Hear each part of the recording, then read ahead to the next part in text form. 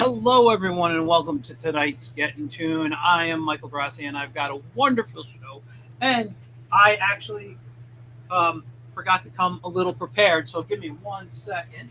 Um, Everything's going to fall right behind me. Okay, hopefully not. All right, so just a couple of quick announcements. As you guys know, it's Wednesday. It's Wiz Wednesday.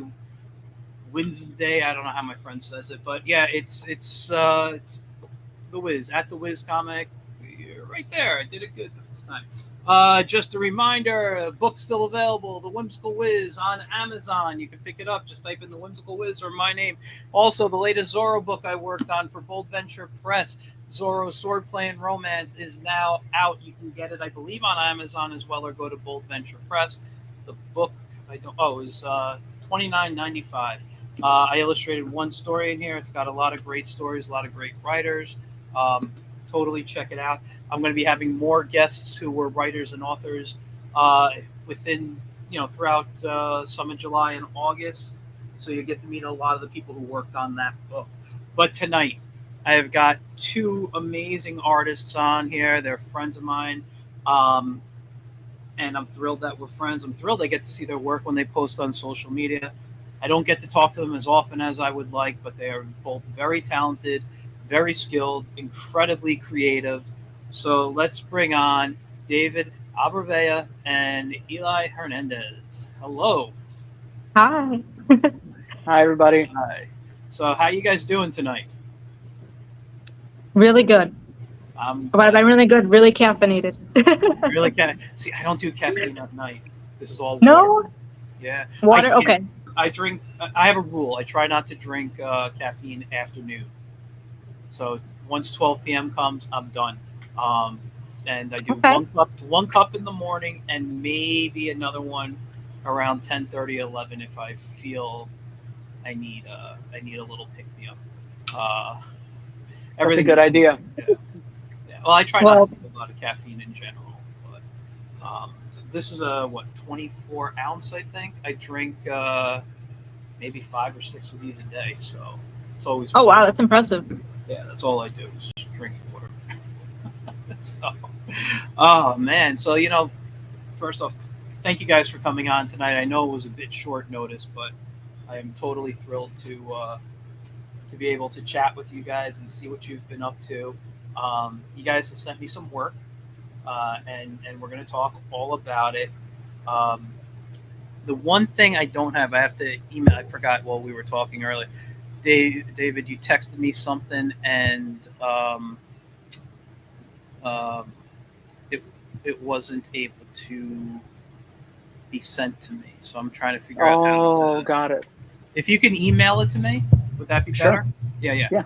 So, let's start. For those who don't know you, give us a quick short bio on who you two are. You want me to go first, Eli, or you? Oh, you can go first. Okay. My name is David Abrevaya. I'm an illustrator. I work for a company called Sales One, that holds the licenses to Sega, Marvel, Lucasfilm, Warner Brothers, and I get to draw all day. Marvel characters, Star Wars characters for official merchandise, and sometimes they have me as a model for the stuff that they're putting out, which is kind of cool. I also work at Westchester Community College, where I teach comics, illustration, character design, and storyboards for animation. Let's see. I guess the final thing I have to mention is I'm also on the board of directors here in Peekskill called the BID, the Business Improvement District. I have the artist chair right now, and I'm a part of their events, a part of the art culture here in Peekskill, and I'm trying to build it up and get a community going, get some events going, and yeah, I think I guess the last thing I want to mention is, Michael, I really appreciate you for bringing us on. This is really cool. I don't post as often as I used to, which I think is my fault. I'm gonna be better about it this year. It's gonna be like one of my resolutions, I guess. just to show what's going on and the cool things that I have happening here in Peekskill. Nice. Peekskill, first of all, to interrupt, Peekskill is a really nice area.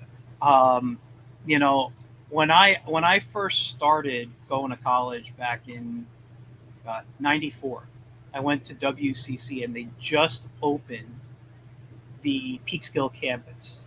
So I was there the first, like, I guess, semester that thing opened. It was like 2 years of some of the best time of my life in those computer labs, and got me my first job within a semester of being there.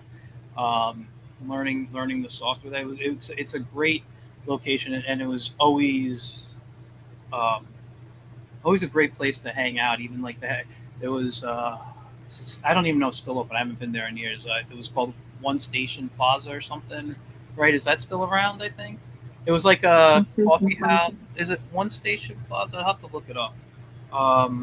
It was like kind of right across the street in a diagonal when you walked out of the main entrance of the Peekskill campus. Oh, One Station. No, One Station Plaza now says is a restaurant. Let me look up Peekskill. Might be with the Whiskey River. Yeah, I was just thinking that because they're opening another coffee shop that maybe because of COVID, maybe it closed down prior. But there's a lot of businesses opening up now in Peekskill, like up and like changing ownership pretty often, I find. But that one is no longer here now. But there is a bunch of places to get coffee at Peekskill, which is great. There are a lot of cool places.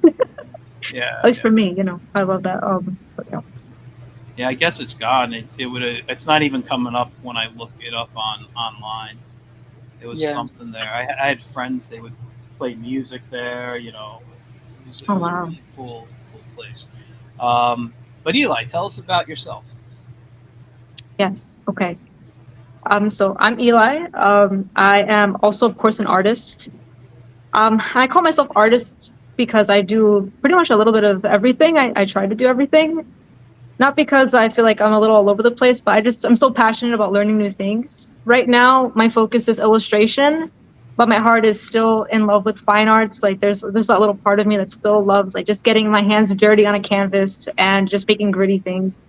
But regardless of where my ideas and my passions go, I feel like my passion for storytelling is really what drives me to create things.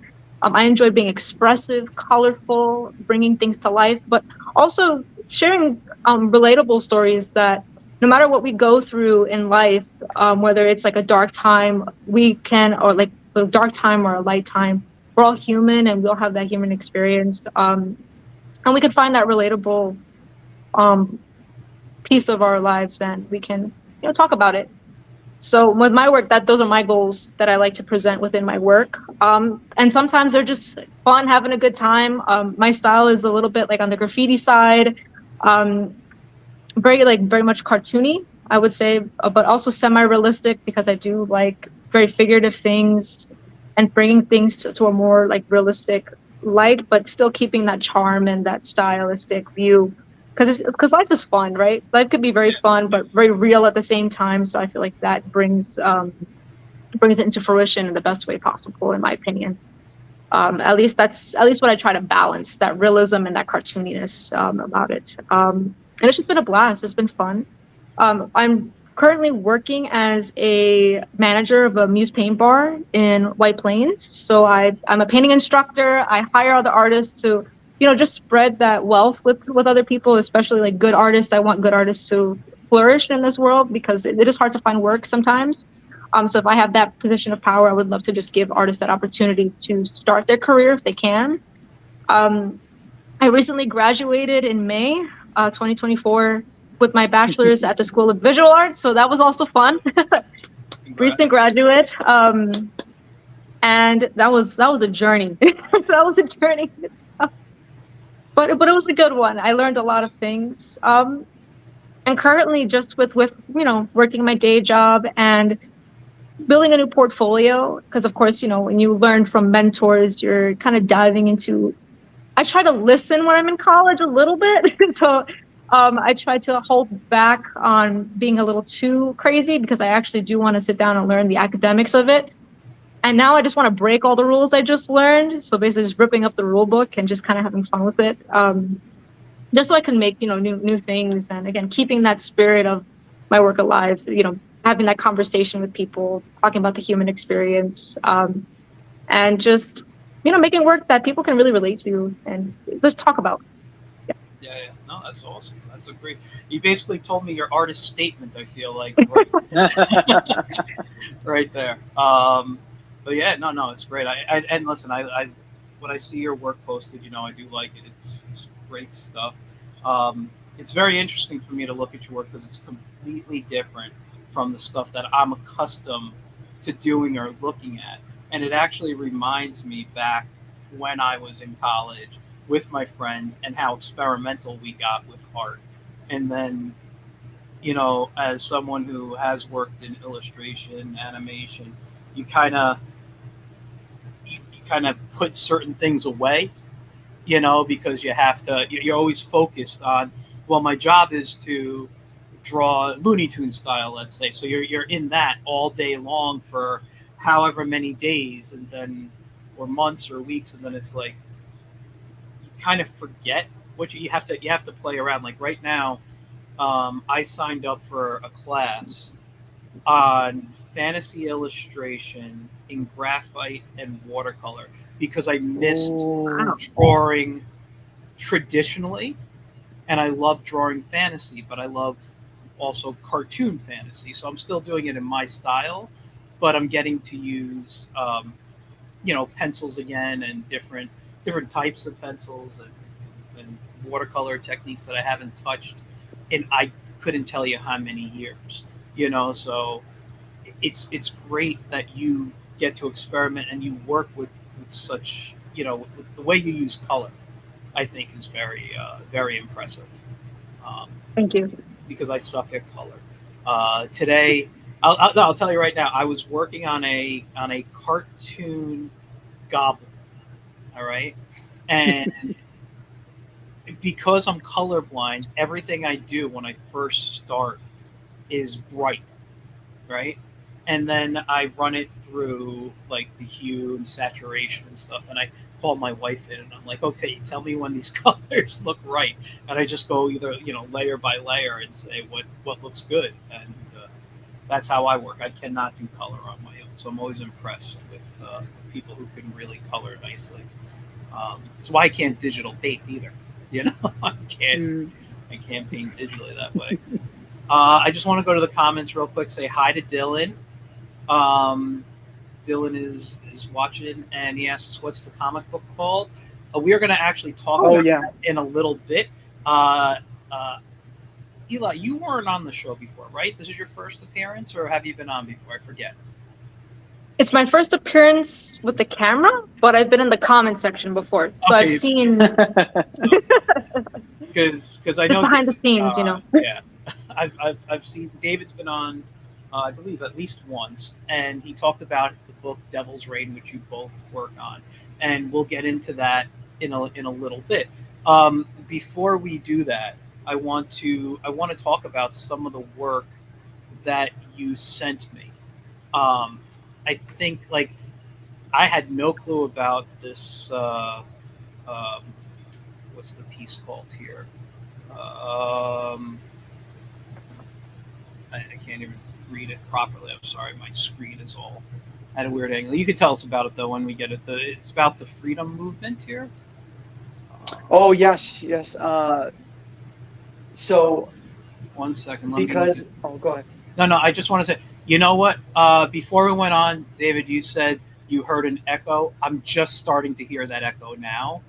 So I'm sorry, Eli. Can you just mute when you're not speaking? I'm Okay. so sorry. I'm so sorry. So I opened up all the images. Um, can you talk about this? And Eli, if you need to, jump in, just turn your mic on. All right. I'm Yeah. sorry.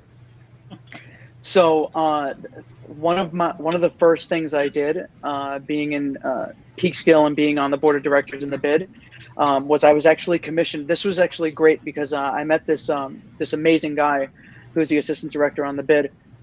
He's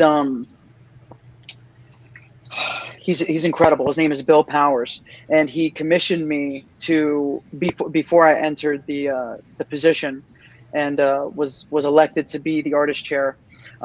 Commissioned me to do this amazing Harriet Tubman illustration. And originally, I gave them about like 10 drafts, and they were struggling with which ones they wanted to go with. But it was for basically this. So it was for Black History Month, and basically we had this beautiful uh, uh,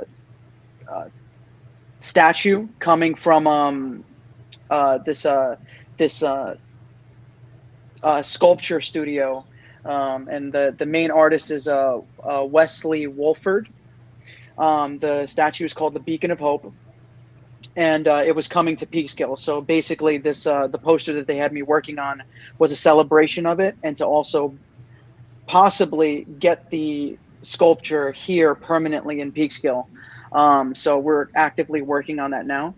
But the cool thing about that whole event was I actually got to meet Harriet Tubman's descendant, which is Ernestine Martin Wyatt. And she was wonderful. She was wonderful to me and everybody. She was gracious with her time. And it was just an incredible event. Just these amazing people that were descendants from amazing of Black Americans from throughout history. I mean, a descendant from of actual Frederick Douglass was there, and Harriet Tubman. It's pretty insane when you think about it. But yeah, so I got to draw this amazing illustration for them, and Eli was the main colorist on it. That's it right there. And what they wanted us to do originally, when I drew it, she wasn't superhero like, so she had her original outfit on. Yeah. But if you zoom in a little bit, you could see like I put they they had me revise it and add like a cape and some superhero garments and things like that. It's gorgeous. It's a gorgeous drawing. Thank you. And let me ask you, just for, because a lot of people who watch my show are artists, and they're gonna like geek out over art when they watch. What are you working in to create this type of artwork? All right. So now, normally, for a poster like this, I was actually going to do it in charcoal. Okay. But with the commission was to make it look superhero-like. So they wanted me to sort of use my Marvel style and kind of add really sharp darks and really sharp shadows and really sharp lights. So instead of going with charcoal, I ended up going with so the original designs are in graphite and in pencil. Graphite and a little bit of a whiteout. But this right here, this was done in Procreate, so it was digitally done. Wow. And Eli, did you color in Procreate, or did you use another software to color? I did use Procreate to color it. Wow. This is gorgeous. I asked because I know you guys are fans of working on the iPad. I know you're Procreate people. I just can't get Procreate to look like that for me. Again, I don't know if it's my color, the way I see colors or not, but just, man, this is gorgeous. Thank you. I've been working in Clip Studio Paint both on my laptop and on my iPad, and loving that. But yeah, if I could just get down to a cheap program like Procreate that is so powerful, I'd love to be able to do that for myself. This is gorgeous. You mentioned Clip Studio Paint. I've used that for forever, for a long time. Before I had the iPad, I like the brushes are so smooth, and my more painterly style actually developed because of Clip Studio Paint. Really? Back then it was Manga Studio 5, so that's what I used. Yeah, so I still have the CD at home. Wow. Yeah, it's awesome. I love that program. And I think it's very strong too. I just translated those skills to Procreate. It's just learning how to work with the tools and treating it as if it's a traditional medium. But I believe once you figure and play with it, I think you'll find it useful in Procreate. It's just Procreate looks simple until you literally crack it open, and then you find these little nuances that you can really customize and make your own. For those out there who want to use it. No, I think for me, it's really more exploring the brushes. I think that's my issue. I kind of stick to, and also I'm much more a pencil artist than anything else, and so I actually do use it for sketching. I do like sketching when I'm on the road, so I don't have to carry a bunch of art supplies with me. Yeah, no, this is fantastic, and when it came to the coloring, were these colors already decided on, or did you submit different color ideas and variations on it, or were you told, no, we want these colors in there? I believe David flatted this one, so the color scheme was there. But when it came to like the gold, I definitely experimented and played with it. When I pretty much do anything, if I'm unsure or I feel like it could be pushed a little further, I just try things just to see what it would look like, because why not? Yeah. And then I sent David a few versions of it, and then he liked the golden one a lot, and I believe I made a blue one that it was a little bit more. How do I describe it? It's a little softer than the gold, which is more like a fiery burst. Okay. But overall, they picked this one. This one, it pretty much matches the statue because it's a golden hand, so I could imagine why they picked this one. But no, it was fun. It was fun working on this, and doing this for Peekskill. Yeah, it was great. This one is definitely louder. It was the loudest one that we came up with. Originally, we had in the poster you can see some red and some yellows inside of that inside of the sparks that are coming out of her hands. Originally, we actually had that kind of more subtle and more white and a little bit more transparent, so you can see the sky. But as soon as they saw this, it just screamed comic book to them. So they were just like, yeah, let's go with this version. Yeah, no, it's fantastic. I really do enjoy this a lot. And what also I love about, not just about this piece, but about what you're doing, is you're really embracing the art community of your area, and really just trying to help it grow. When I was there in the college area, they had a bunch of lofts there that they were trying to sell to artists. I think things happened better years later with that. But it was like it was a place I was considering at one point, but also I will say this about Peekskill. I don't knock it, but it wasn't the best area when I was in school there, and that's what stopped me. Like, I will tell you, when I took night classes. Now, you guys know the campus, right? The Westchester Community College campus there. So when you walk out of the back door, there was a diner across the street, and there's an alley that you would walk to a parking garage. To the parking lot, yep. That's where I used to park, in that parking garage back there. And when you'd leave at night, you always wanted to walk in pairs to walk to that parking garage. Nowadays, I don't know how it is, but I hear Peekskill's a lot better than when I was there.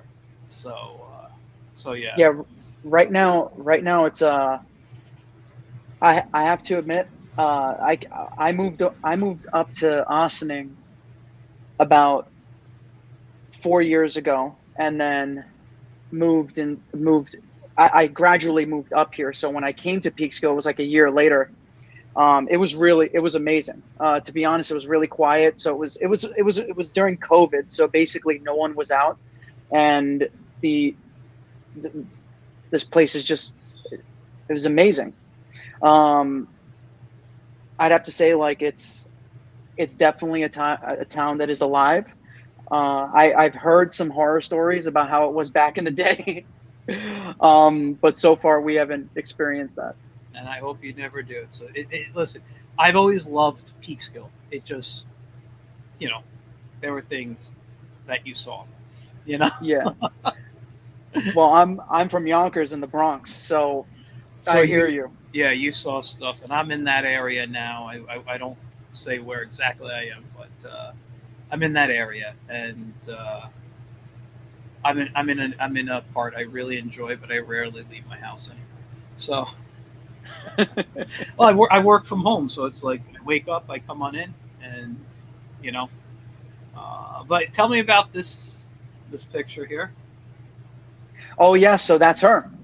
Um, yes, that's the descendant of Harriet Tubman. And how did That's she Miss Martin uh, Wyatt. like your work? Oh, she loved it.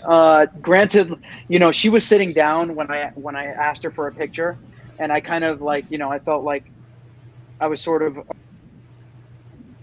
Whoops, hold on. What? I'm sorry, you just popped in and out for a second. Can you? Oh, sorry about that. Are we in? Yeah, you're good. Okay. So uh yeah, it was like, as crazy as it is to hear, because I know it sounds like a little nuts, but this this project actually meant a lot to me because when I was growing up and learning history, when you learn about Harriet Tubman, when you learn about how America was back then, and all the heroes that actually came out of that time, how you had to be rebellious in order to go against this system. And it was either you were going to walk away with your life, or you were going to do something dangerous and you were going to lose your life.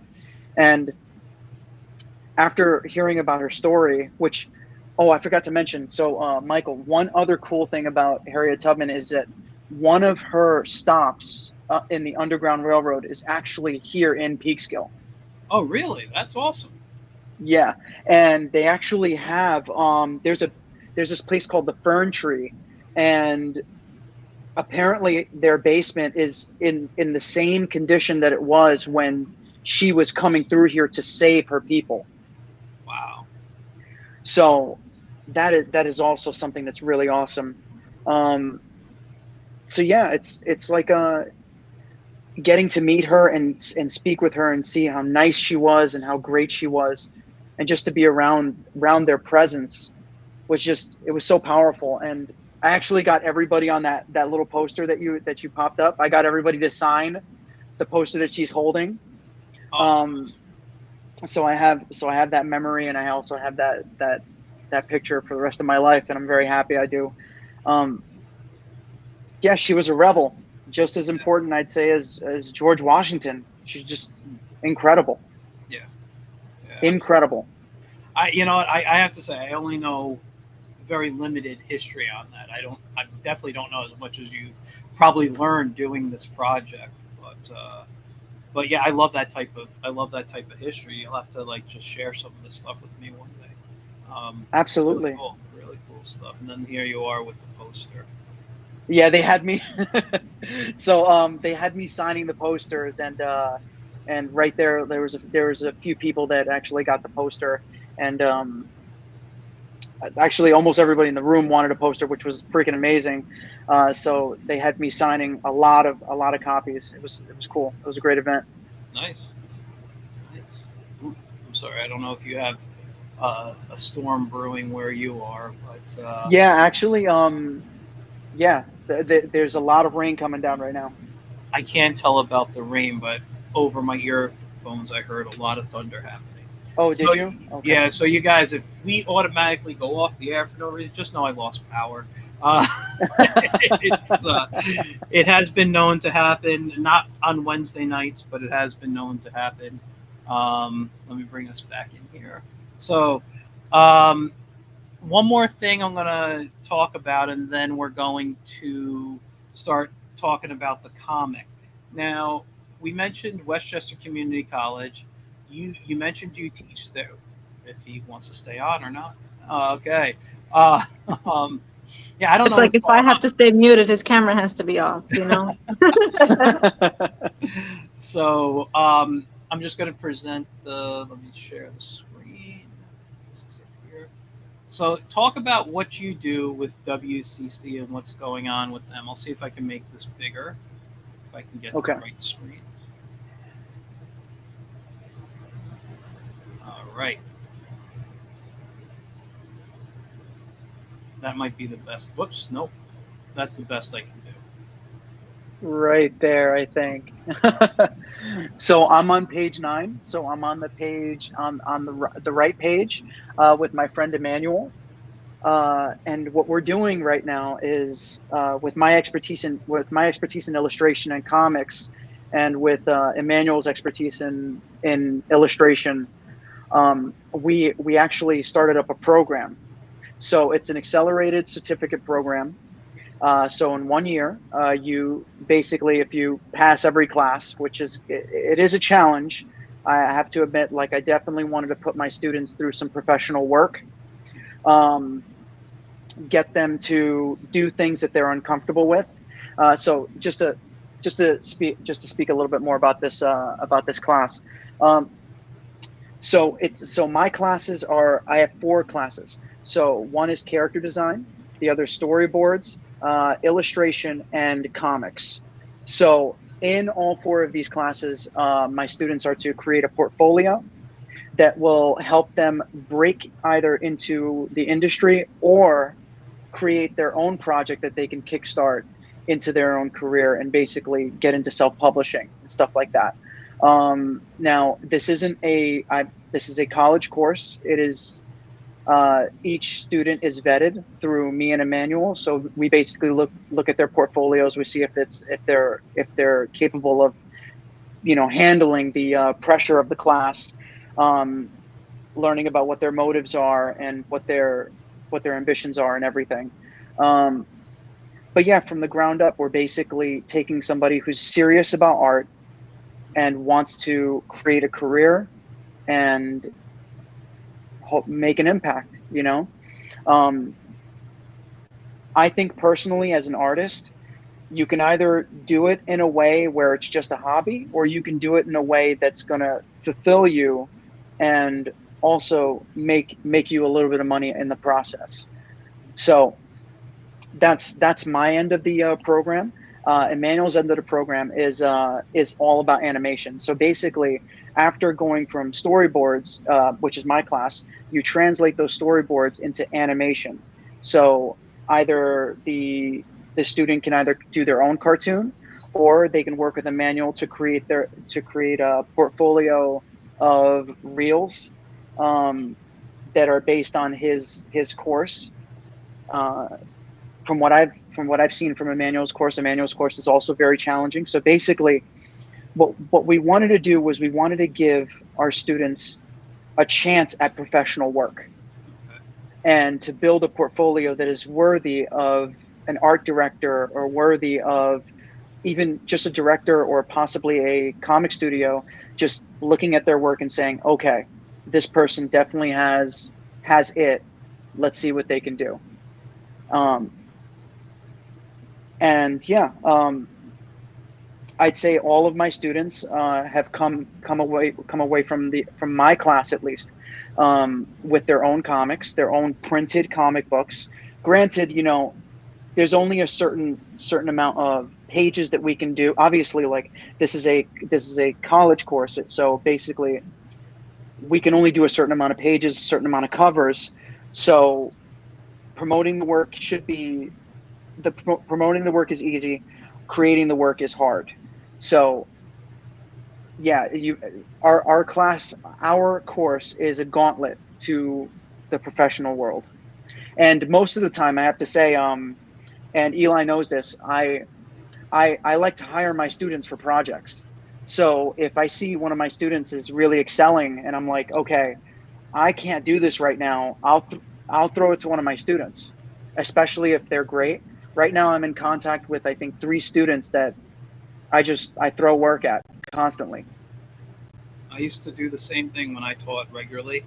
I would bring students on as interns and train them, and then if a project would come on, I would hire them. I would be like, "Hey, listen, I got this job. I need some help, or I can't do it, but you know, whatever." And I'd bring them on as help. I used to do it all the time when I freelanced regularly and taught at the same time. Yeah, it's a great. it's What was I going to say? No, it's just it's great when you could do that. It's really number one, it shows you care about the students and what they're actually doing. Number two, it shows that they're actually learning and they're working hard and they have a goal and they want to succeed. You know. absolutely. Yeah. One great thing too is what I've noticed with this new bunch of students from this past year, is that they're really eager to work, really eager. Obviously, Michael, you know this, and Eli knows this as well. Our field is incredibly hard to break into, Yeah. and you have to break into where you can only break into the spaces where you can break into at the time. Sorry, I'm saying this in such a weird way. at your skill level. So basically, every project levels you up. And as small as your project is, whether it's just helping on inking or helping on coloring or doing flats or doing letters, it's just going to level you up until your next project. And every project leads to something better. No, you're 100% correct. I mean, I'm sorry, I was just reading while you were talking. That's okay. Some of the classes were about. I mean, listen, they sound great, but you're absolutely right. I mean, when I started in '94, I took a program at WCC there called Director. And I think we've had this conversation before, but Director doesn't exist anymore. It was a Macromedia software, and it was used to create interactive presentations. Then PowerPoint came out and basically said, "We don't need you, Director." And then Macromedia came out with Flash and said, "We're doing something better than Director." So Director eventually went away. It had its own programming language called Lingo. Games, I believe, like Myst and the original like Doom and stuff was created in Director. So much that my first, because at the end of the term, this is how I got my very first job. I always wanted to animate and make my own cartoons, right? And I thought, hey, I'm tired of making these presentations. I'm going to take characters of mine and just start animating them, but I'm going to use them for my assignment. So I was making interactive, like animations where it was like, click on this character and he'll walk over here and do something, right? Anyway, some guy came into the school and said, "I need people who know these softwares." He saw what I was doing. I didn't realize I was making video games. That's what I was really doing. I was making video games, and so he was making children's educational video games. Back in the '90s when they came out on CD-ROMs and stuff, and he brought me in first as a character designer, and then I started animating. And as I learned more programs, I got more work in there. So I learned video editing. I started editing videos for him and stuff. So I kept building, but that built my portfolio. That led to other work, and eventually learning other software and, things just built up from there. And then that's how I started, my professional career. I was 18 years old when all this happened to me, Mm-hmm. all because I experimented and learned the software, but I did things that other people weren't doing. Eli was talking about breaking the rules earlier. That's kind of what I was doing in my class, was breaking my rules to do what I wanted to do, and led to something. So, yeah. I remember. Go ahead. I remember when I was in college, my last year, I kind of started freaking out, and I was like, I really need to get work. I have to figure this out. So I was good at comics, and I was taking this storyboarding class with this guy named Brent Richardson. He's an amazing guy, but he had his own storyboard company, and he told me he hires his students. So I was like, okay, you know what? I'm gonna work my ass off to get a job with this guy.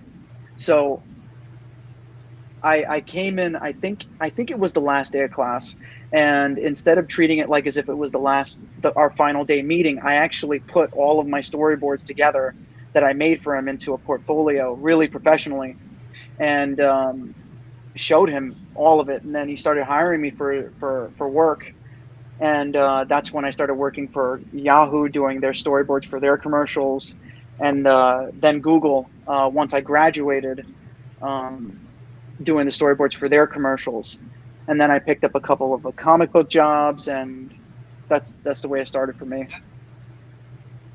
No, that's amazing. Those are I love. I don't think you ever told me that. I think that's a nice story. You got to do that. Listen, I'm going to tell you, anybody who's in college right now, and this is something I'm going to tell you: always be nice to your teachers and befriend them. All right, if they're that type of instructor, don't become creepy and whatnot. But like I had an instructor who, actually my instructor for director, he also ended up getting hired at that company. We became very friendly. I don't really communicate with him outside of Facebook these days, but I would talk to him. I would ask him for advice. He kind of became my mentor for a while. And, one of the best things I ever did was just going in, trying stuff, just talking to him on office hour time when it was downtime, and just, hey, if I'm not bothering you, can I ask you a question?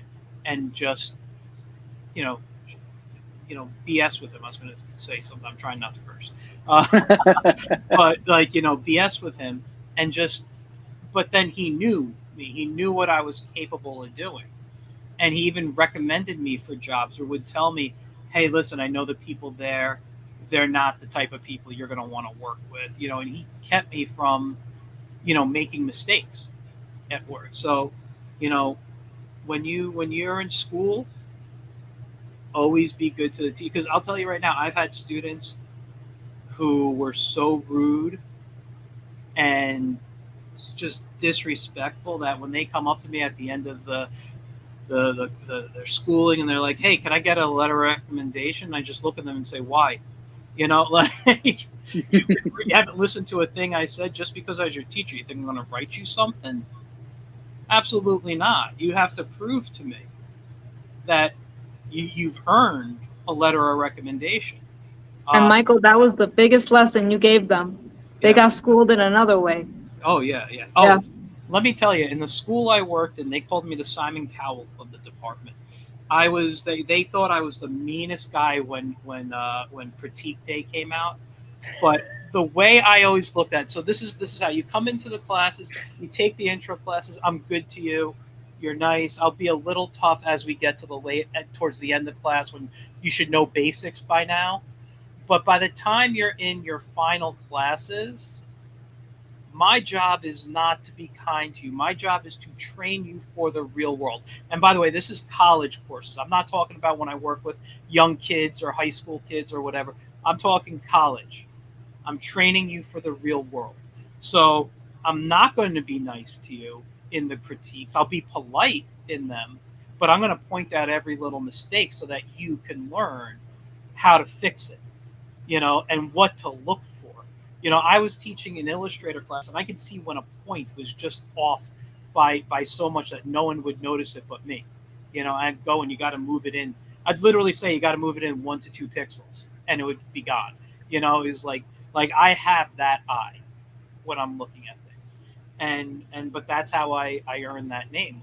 Everyone was scared to come in. I even had a student who I took as an intern and hired later on.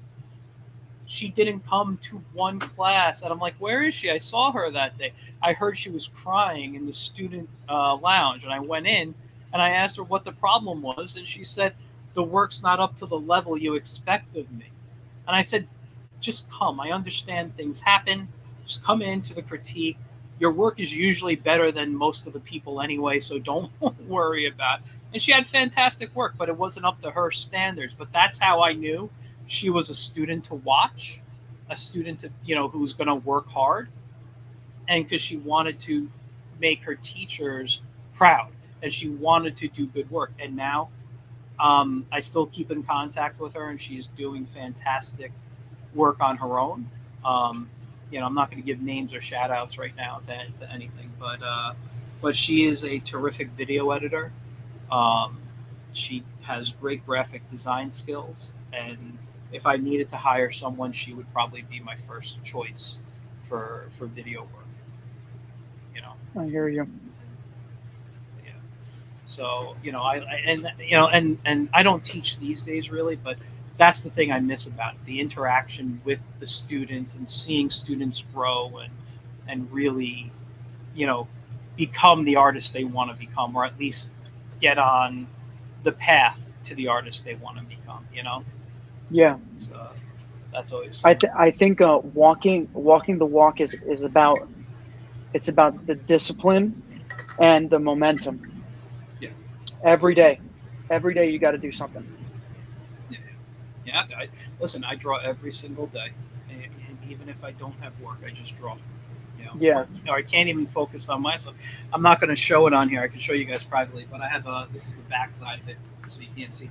But I literally have a chart that's helping me stay organized, and I'm getting work done. This is the back of a whiteboard, by the way, and I keep it right next to me, and it's getting my work done, personal work, and even if I have freelance too, it just keeps me organized. It's amazing. Yeah. Can I just ask you one question, then I want to move on to the comic?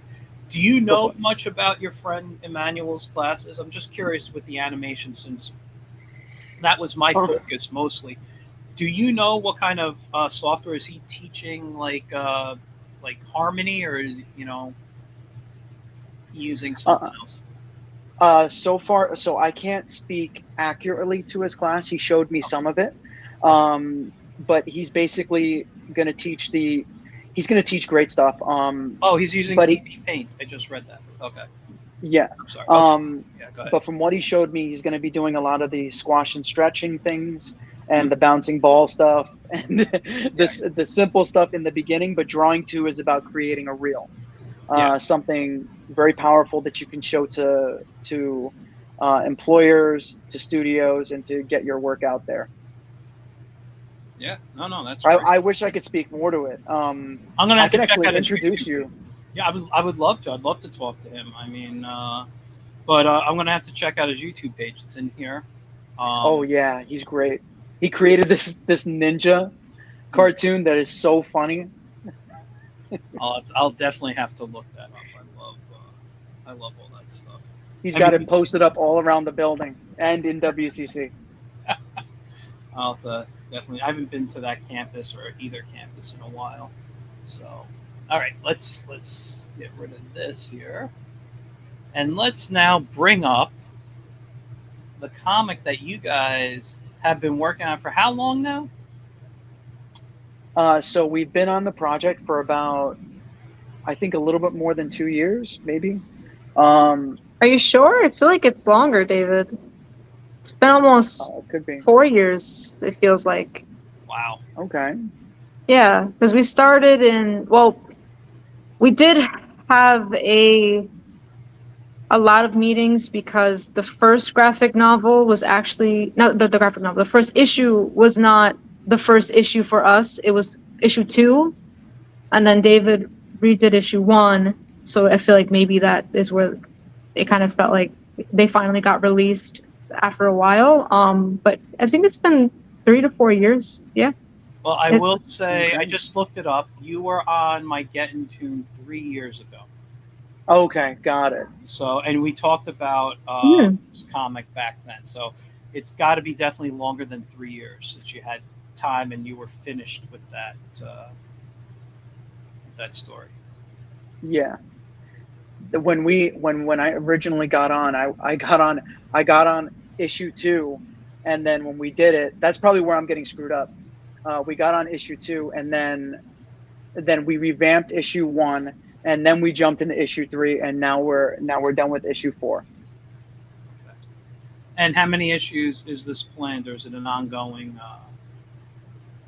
Well, right now, we just spoke with the creator and also the manager of the comic, and we're about to push a Kickstarter through to do graphic novel number 2, which is very exciting. So what I think is, I think that this comic, given the story plot and the outline, I think it's going to be about 3 graphic novels long, so about another 8 issues, and then I think that might be it. Okay. Can you tell us a bit about what the story is about, without giving away a lot of the story already? Just give us the overall gist of it. Sure. So the creator of the comic, his name is Rudy Orozco. He's really amazing. He's a great guy, and he explains the story a little differently than I do. I like to explain the story. So it's not a religious story, but it's based in a prophecy in the Bible, basically the rapture, where it's like the end of times, and instead of it being sort of like so all of the good people and the people who haven't sinned, if anybody who's listening to this knows about the rapture, is all of the people who are basically good in the world, they disappear, they just vanish, right? And when they vanish, the normal people, or the people that kind of like just live their life day by day, not really faithful, anything like that, they basically stay here in this plane, and they're just like forced to just live and try and figure out like what is going on, and to question whether it is God and things like that. And what happens after is in our comic is the worst of the worst in on this plane of existence start to get inhabited by demons. So I like to explain it. It's sort of like The Walking Dead, except imagine the thing that's trying to kill you can actually talk to you. So it's like it's talking to you while it's killing you. So yeah, and basically the beginning of the comic actually starts off in a prison, in a maximum security prison. So everything starts going to shit from there. And sorry, I didn't mean to curse. It's okay. But I try to be good. Yeah. So the story has 2 main characters. One is Ray, and the other is Daniel Whitehurst. And basically, Whitehurst is a prison guard, and now he's been captured by the possessed people, or he's sort of captured, and he's running away, and he's trying to survive inside of the prison. And then our other character, Ray, has a family, and he's outside of his family hasn't vanished, but Whitehurst's family has vanished. Ray's family hasn't, and he's trying to take care of them. And due to his business and basically what he does on a day-to-day, like his occupation, he deals with a lot of real estate deals and things like that. And he learned about this this vault that was built inside of the town that this story is based in. So it's based in Arizona, and it's in a fictional town called Sunshine. And we basically venture into that town and learn about its crazy secrets, sort of like kind of like a Resident Evil type of thing going down. And while at the same time, Whitehurst is trying to survive while becoming allies with some of the inmates, and trying to figure out what his next move is going to be before one of these things capture him. And basically he's just, it's just over for him. Let me tell you, I remember the illustration of that jail picture. I believe it was the intro splash page or the cover or something, and you had so much detail even in the tiniest background characters. It was just nuts. Excuse me. Excuse me again. So this is the cover for book 4 or issue 4, right? Yes. And I want to mention that that Alex Guimarães, he does covers for Marvel and for for all types of companies. For DC, I think he's working on something with the character Storm right now. But he does the colors on the covers, and he's amazing. Yeah, no, it's great. So, Eli, oh yeah, go ahead. I was going to say, since you both worked on the cover, what was it that you did on this cover? What was it that Alex did? No. Alex is in the process of coloring it. We're about to release the colored version. Oh, he colors the covers. Okay. Yeah. So this is the black and white version. This hasn't been colored yet, but Eli did all the interior colors and the interior letters.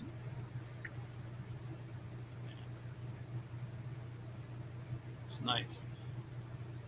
It's very nice. I mean, art-wise, composition, I'm loving it all already.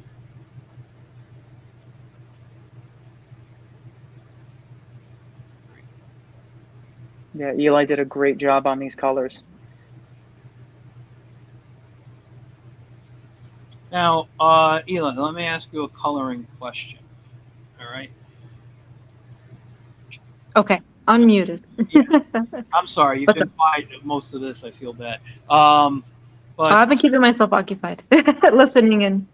I can't help myself. I gotta draw. now, outside of like specific characters, who have a certain look and certain, skin tone, what they wear, whatever. How much creative freedom do you get with the coloring? Oh, I get total creative freedom. Oh, wow. Yeah, at least for this project. At least what I was told, and with but projects in general, there is a prompt, or like there is a vision that you're paid for. But Rudy, he did give me free reign. But when we go to these meetings, of course, I kind of get a gist of what he wants and his vibe and his style. And the second issue, when we worked on it first, I kind of went more for like an 80s vibe, which is like those really bright colors, which is again more my style too. I really like those bright, juicy colors. But I didn't want it to be too punched up in saturation, as if it was like too much eye candy. I tried to balance it out a little bit. And I've definitely learned more as the issues progressed, how to balance those two things, where issue 2 was my first like time coloring. And Rudy loves it. I really try to make something interesting, vibrant, but also still go with David's artwork, because yes, I could color something and it just not go with his line work and it just clashes. But I want to not only tell the story, complement the artwork, but it just feel cohesive and right, rather than it being ink and then just slapped color, if that makes any sense. No, I understand. Because this is just, it's I don't know, like the lighting, everything, it just works out. But also what I've noticed about it, and it's funny because I don't know if I've noticed this in the past looking at David's work on this book that he showed me specifically. The backgrounds are not heavily detailed.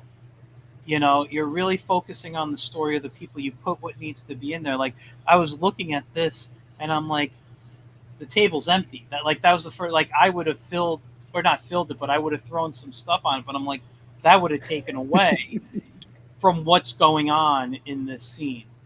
Like, I remember when I was younger, I used to draw. I'll draw like a battle, say, it's a fantasy drawing, and going off is, I don't know, a barbarian fighting whatever. I'd always have in the corner somewhere off on the page like a little scorpion fighting another kind of insect.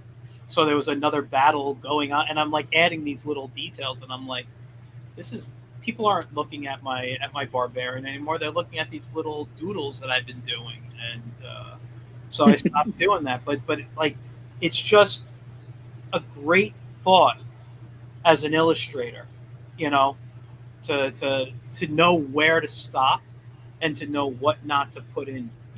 It's oh yeah. Well, with that table, you're gonna soon find out why I left it empty.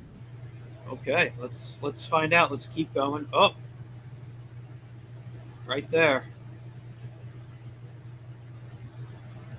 You see, and in my head, I would have seen a cup flying off the table, Oh yeah. But then sometimes I think I'm thinking as an animator, and how cool would it look to have extra stuff happening off, and I think that's my problem sometimes with it. But no, this is great. I freaking love everything that I'm seeing here. I love how now with the lettering, and Eli, I know you did the lettering. Were these pieces added in like these, or was like the white, whatever you want to call this? The lyrics. Yeah, well, yeah, but like the ribbon-esque thing, was that drawn in, and you finished? Was Oh, that something you did? so David did draw those for me, and I did work out the text to flow with the page. Okay. So it is a little bit more illustrative and more surreal in that way, which I've never really seen lyrics in a comic, but Rudy had a vision and we made it work somehow. um, but David did illustrate the ribbons, and the first time we did it, this is actually a little bit of a tweak we did, which the first time around it was again our first round. We looked at it and we thought it could be better, and I think this is better. It looks way better. So of course, experimenting, trying things, seeing where it is, and then just owning up. Like we could do it a little bit better, and then finessing it, for lack of a better word, finesse. Give it a little love. Now you said this is the first time you've seen lyrics. Is this a real song? I haven't read the lyrics. I was just looking at it. It's not a real song. Okay. No. It's a real song. It's not, David. With the lyrics, it is. He just chose not to use certain lyrics inside the song for some reason. Well, for the reasons he felt was important. Yes, that's what I meant to say. It's Marvin Gaye inspired. Okay. But it's the lyrics are not real. That's what I mean. Like it's not a real song. Like you can't Google these lyrics and you'll find a song. Is what I'm saying. Yeah. No, because I'll tell you right now. You guys know my character Plunger Pup. I've shown him to you, and I'm working on bringing him back in 2025. The goal is by fall 2025 start releasing a webcomic with him, just to rebuild an audience. But and I have to still write the ending, because the ending was always song lyrics. It was to Queen's "We Are the Champions." Now, if you listen to the song and it's I've paid my dues time after time, whatever. I've had sand kicked in my face, but I've committed no crime. So it's like it really tells the story of what Plunger Pup's been through, and then how he has to come out as the champion, right?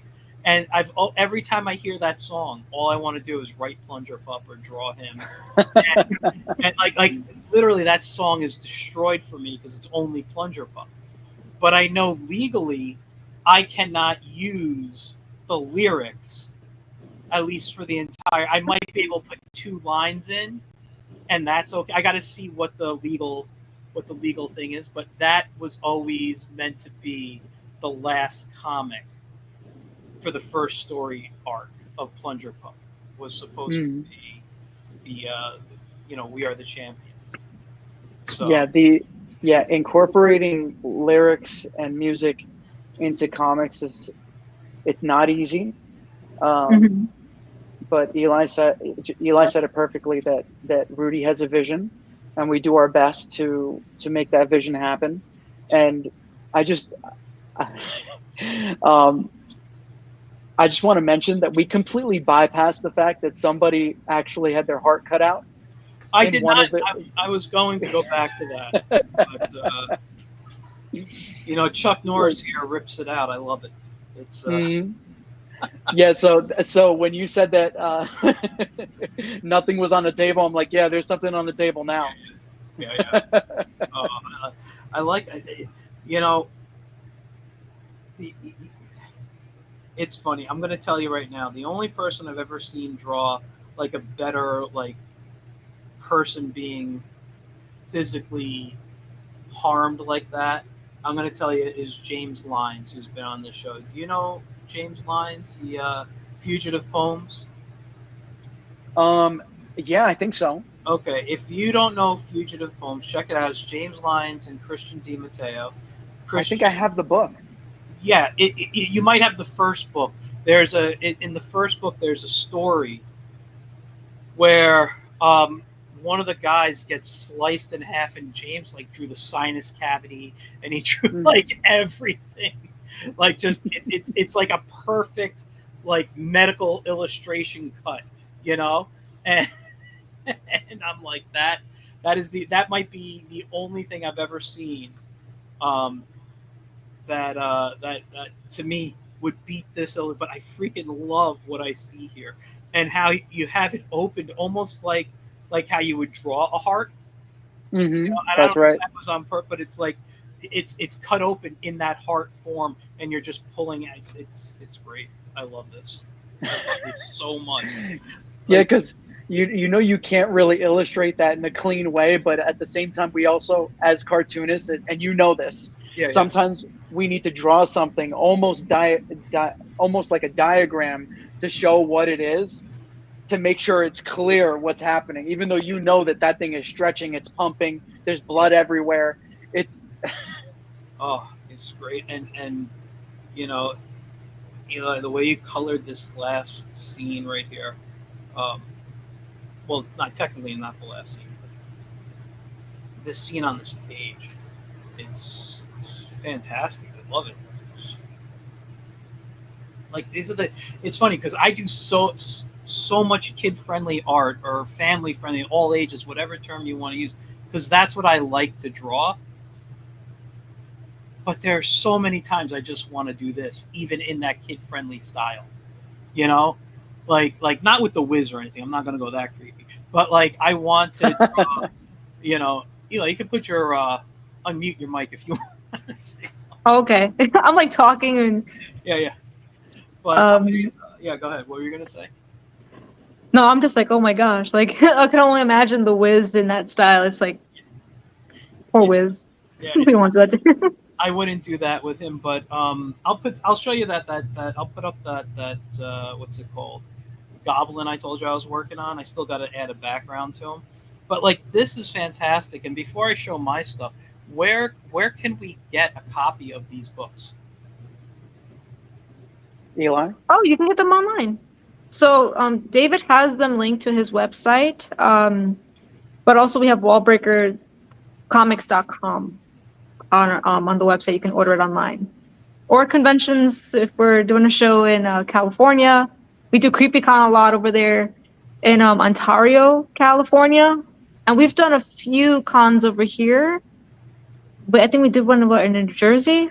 I don't remember the name. We did Mid Hudson Comic Con in Poughkeepsie. Okay. Which is like upper state New York. And we did Big Apple Con, I think, a few years ago. Yep. The Jersey show, was it a horror con? Was it like Chiller or something, or?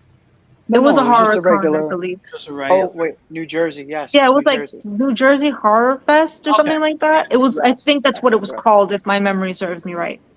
It was cool. I mean, I thought it was cool for being in New Jersey. It was beautiful and people were cool. I mean, that's kind of makes a recipe for a good con. Cool people. You know. Those horror cons, I will say, for the horror shows, I hear those are some of the best shows of fans.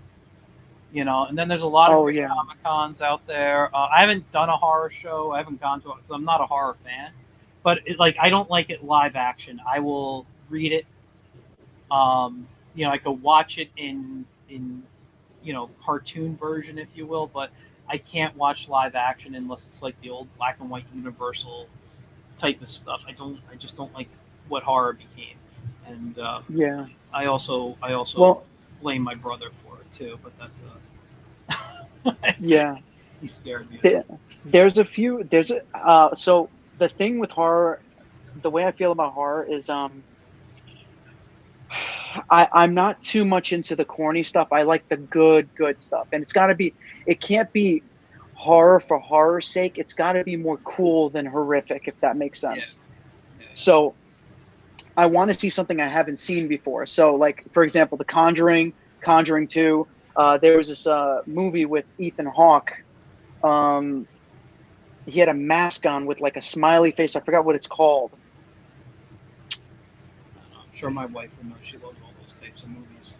Yeah, but that one surprised me. It was so good. It was something about a phone. Something about a phone. Um, Oh, I but know that exactly what you're talking about.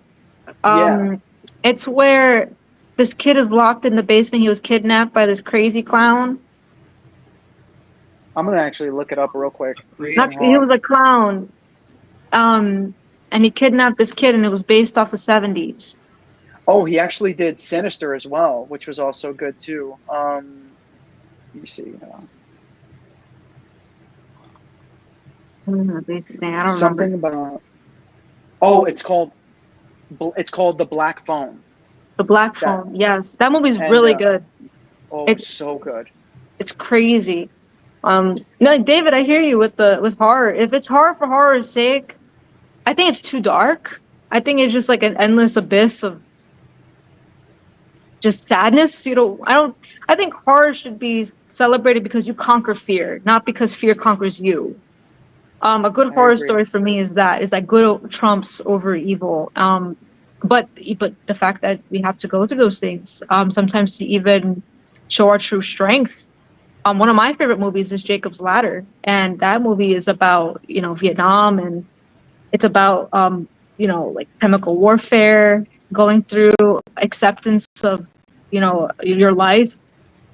And it's like a trip. It's like a to me it's like a trippy movie because you're going from reality in the woods in Vietnam to the New York in the 80s, and like the life over there, and just things are just unveiling itself in such a surreal way. But the ending is truly beautiful. It's sad, but it's also peaceful, and it just shows like through that journey that even if something is horrific. My favorite quote of that movie is from Miser Eckhart. I think Louis says it. He says that to Jacob Singer, the character, he says you know um, those demons are actually really angels trying to set your soul free. It's just how you look at it. So it's like you see something really, really crazy, but then you have to see the good part of it because that part is what brings out your biggest strengths or the biggest things that you need to overcome whatever's happening in life. And it's a horrific movie. It's horrific. Well, it's But it's it's it's yeah, not as. I mean, I have to say, like, it's out of all the nightmare movies we inducing. I don't mentioned, know what you're talking about. out of all the movies we just mentioned, yeah, that movie is really freaking crazy. It's crazy, but the message is so beautiful, and if you can get through it, you can power through that. That's what horror should be. It's supposed to bring light out of the darkness, in my Yeah, I opinion. don't, th- I don't, th- I don't think Michael can see I don't. that movie and get away with I, it. here's That's the what, thing. that's why I'm warning. I'm trying to warn. It's like it's not like it's scary. It's very scary, but it's beautiful if you can get through it. I think it's wonderful. I'll tell you two things. One, I told you my brother scared me as a kid. Here's what happened. This is that story, and this is one of the reasons.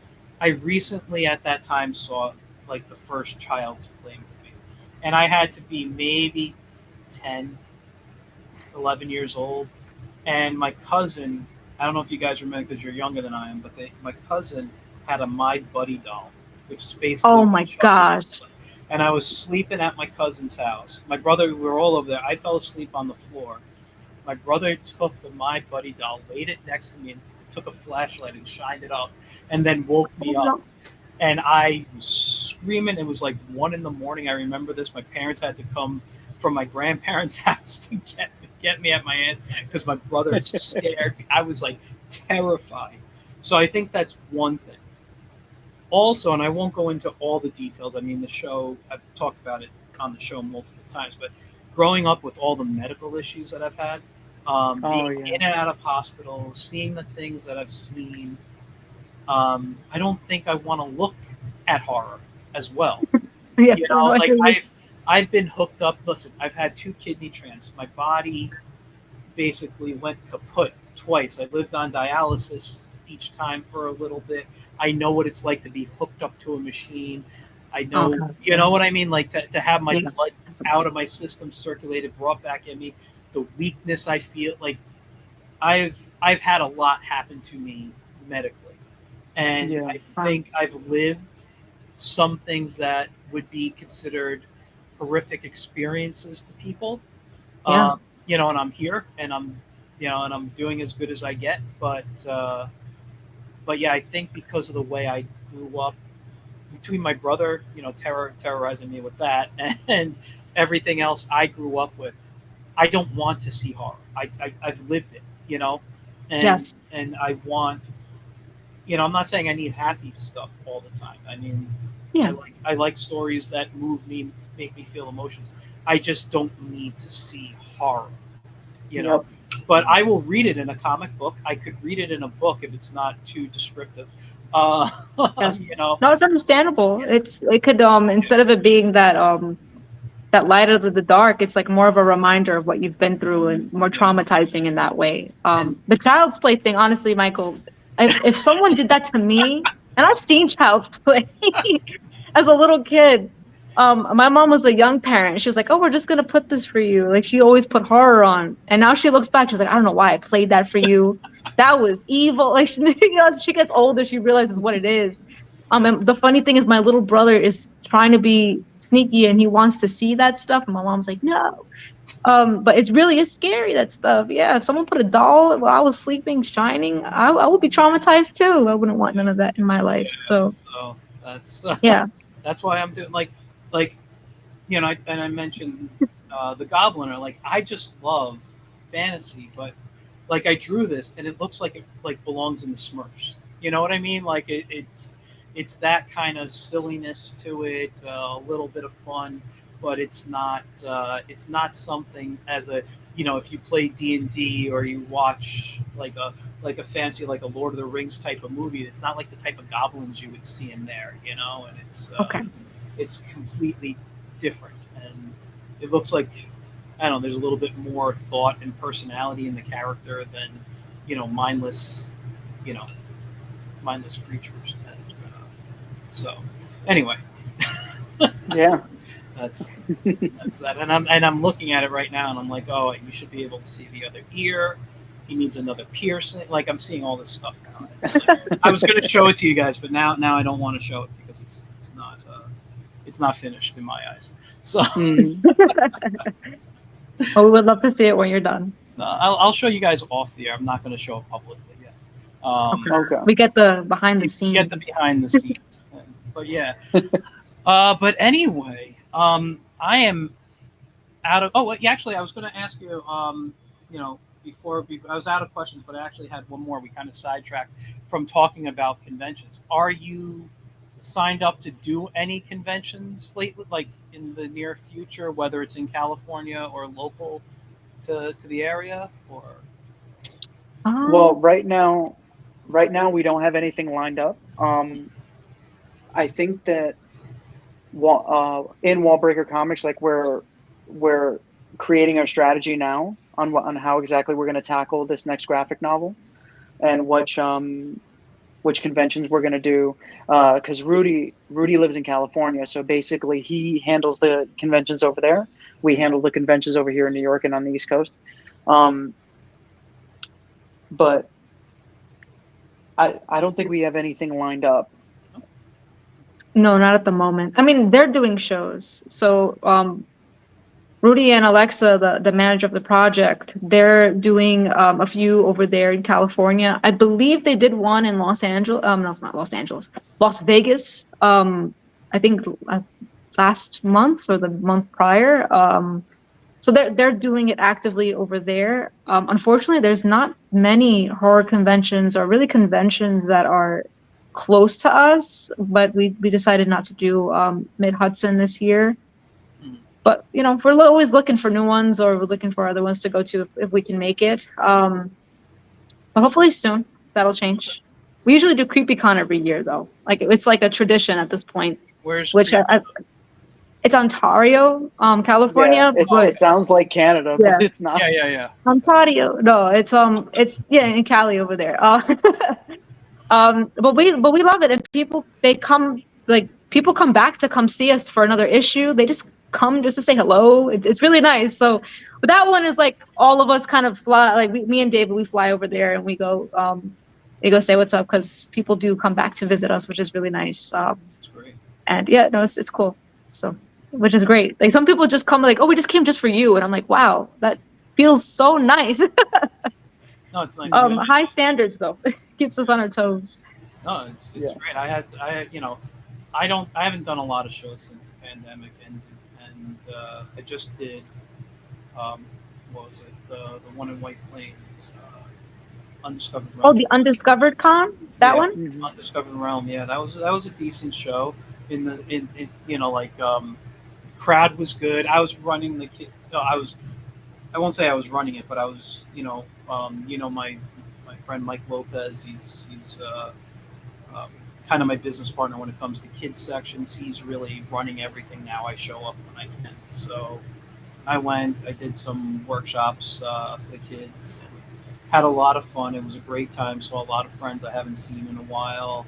Um, so yeah, no, it was a really really fun show.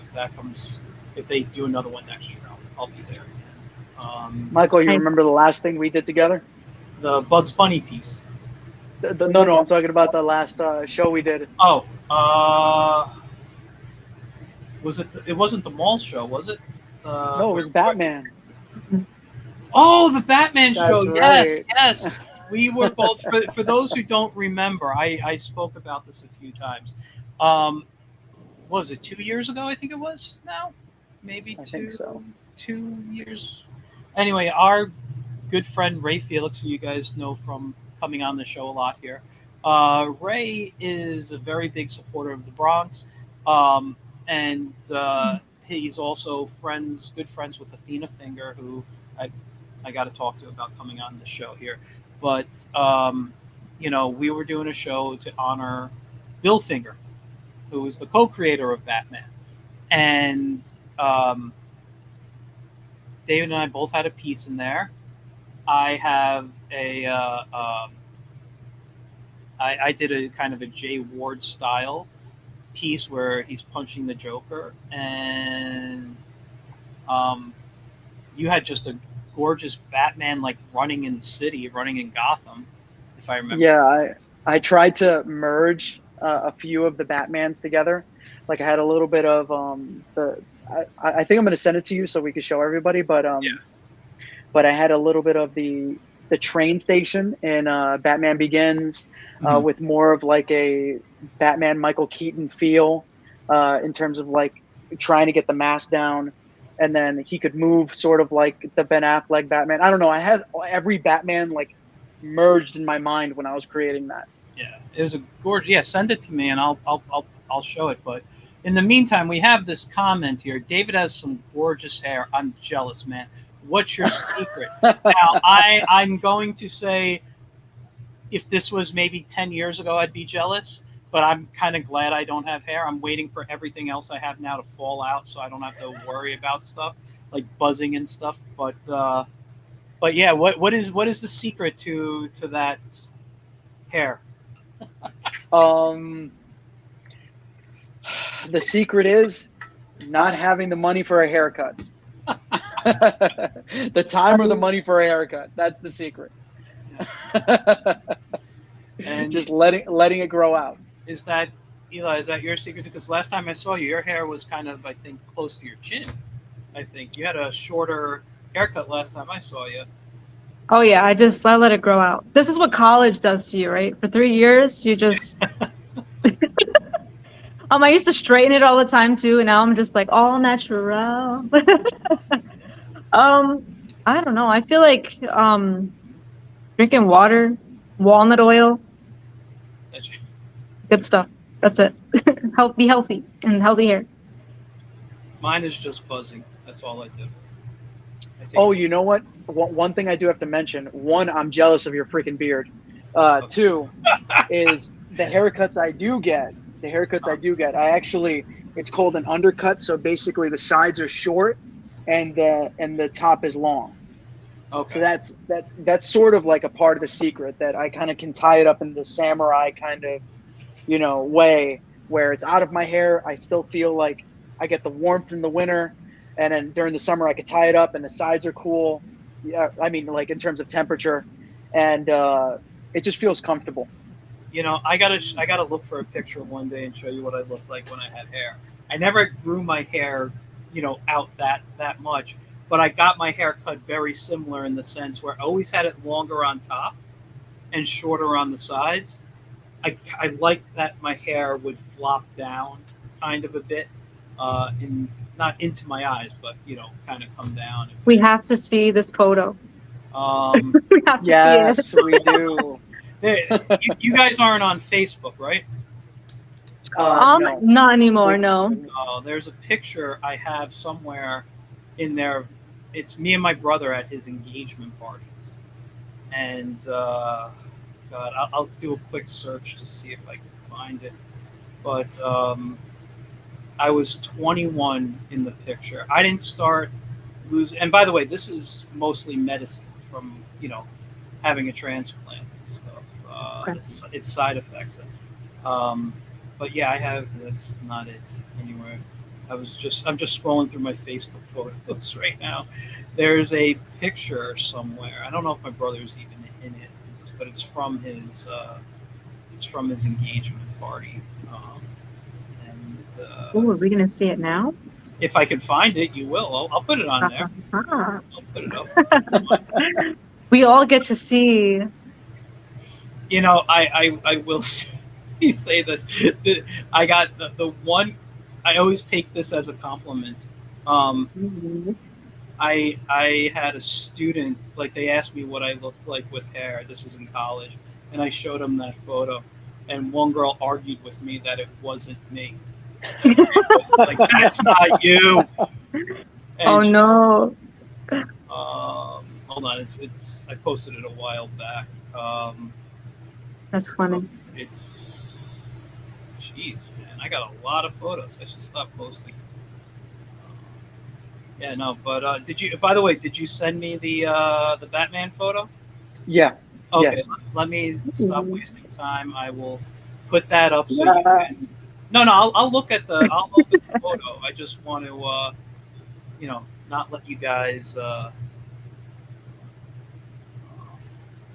Keep us anticipating. Yeah, here, Batman. Let's open with. Oh, the Batman piece came out really cool. I remember when you did that show. It was in Edgar Allan Poe's old house, Yes, if I'm not mistaken. No, Yes. no. It was in the gallery next to his house. next to his Oh, house. gallery next to his house. Okay. So talk about that piece, man. This is unbelievable. Thank you very much. So, one thing I want to mention is that it was an honor to work with you guys, to actually get this piece out there. Because originally I drew this Batman as a sketch, and I really wasn't going to do anything with him. And then when you mentioned, you were like, "Hey, David, do you want to be a part of the show?" I was like, and I had a very, very truncated deadline to create the piece. I was like, "Yep, let's go," and I knocked the piece out. So, yeah. So the blimps are based on the animated cartoon. The sort of build, Batman's build, is Ben Affleck. He's running towards the screen, kind of doing his Batman thing.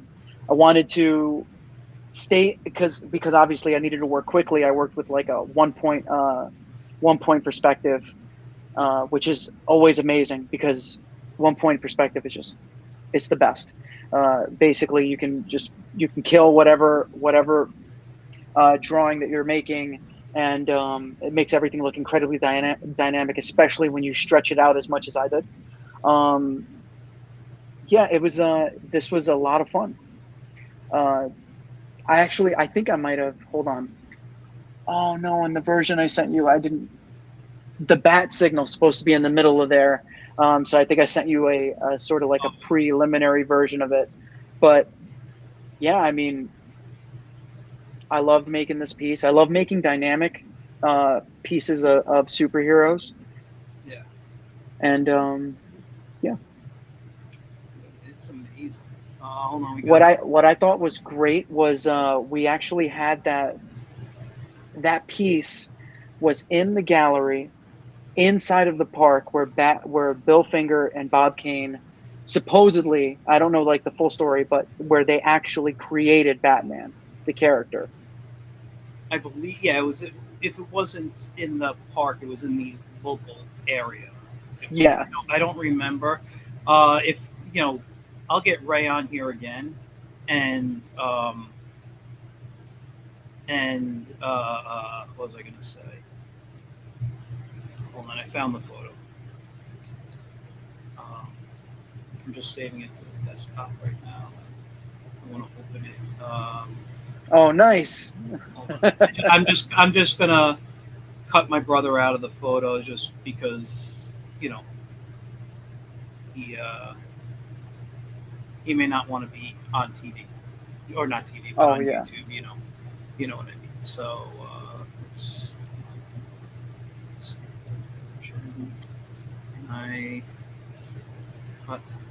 I just opened it in the wrong software. Wrong way. Let's go the other way. All right. So I'll show that after, but yeah, no. So yeah, Ray will know the story much better than me. One of the things, like, and if you guys want to come back, I believe it's the last Wednesday in August. I'm working on setting up um, a show devoted to Jack Kirby because I believe it's his birthday that day. Oh, that's so cool. So I want to do a show talking about Kirby. And Ray is like a historian specifically on Kirby stuff. He loves Kirby's work. And I was thinking of bringing him on, and I was going to look for a few people. So if you guys want to come back and talk about Kirby, you're welcome to. I got to get the exact date I'm planning it. I think it's the last Wednesday, but it might be the Wednesday before. I don't remember. Yeah. But yeah, no, we'll talk about that. What you guys are doing. So okay. So Michael, You're right. really quick. After we show, obviously, we want to see you, that handsome face. But I have to redeem myself with that Batman picture. So I sent you the actual mastered version. Sounds good. I'll send that out. So this is me at 21. Oh my God! Incredible. Look at that hair. I'm telling you, I had a good head of hair back then. No wonder why she thought you were an imposter. It's wonderful hair. She was like, he has my hair. This is great. Yeah, I don't miss it anymore. I used to, but so that was 1997. That picture. Incredible. Yeah, I loved it. Anyway, you all saw enough. I love how, like, now you've mastered the stash and the beard. You know what though? Yeah, like back then I couldn't grow in the sides of, everyone. What was that movie? Chasing Amy. Everybody would call me Holden because Ben Affleck didn't have that little patch, and that's how my hair grew. Just get the downloads here. But yeah, now that's the thing. I think once you lose your hair, it's kind of like a rule that your beard has to grow in well. I just trimmed the other day. I took off the actual full beard and just went back to a goatee. But yeah, that's. But it'll come back in because I hate to shave, which is the reason I always grew the beard and the goatee. Everyone thought I grew a goatee like when I was younger. Oh, he's an artist. He needs to have a goatee. I'm like, no, it has nothing to do with that. It has nothing to do with that. If I could grow a really good beard, I would. For some reason, my hair grows on the sides. My hair grows thin on the sides and in the front, and the bottom becomes a bush. Yeah. Just the bottom. I had a friend like that in college. He kept it for a little bit, and then he's like, I can't do this. It got too itchy and it looked dumb, he said, so he shaved it. But here's your picture now with the bat symbol. Oh yeah. So if you zoom in and you go around the bat signal, you'll see like the Wayne Enterprises. Oh, and, yeah. I really tried to really encapsulate that universe.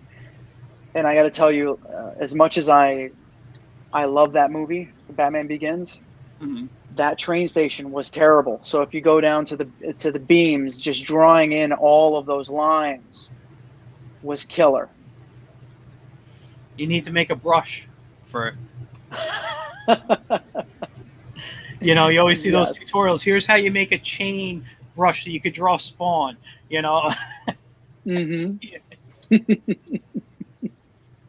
But yeah, man, this is fantastic, though. I really really love this piece. You know, like this is something like if people from DC were there, I wouldn't understand how you're not drawing Batman. Like this, this is really a great. And you know what? I never noticed how you have the straps right here on his Oh his, yeah. on his wrist right there. Hmm. Dude, I love this. This is fantastic. I don't have the patience for that much detail. Yeah, and believe it or not, that I can hold on. I'm going to pull the piece up right now. So I work on an enormous scale. So I'm going to tell you how many layers this actual piece is. So on Procreate, I did this with only 18 layers. Wow. Yeah. That's I honestly I was thinking you were going to say a lot more. Uh, that's amazing. Yes. Yeah.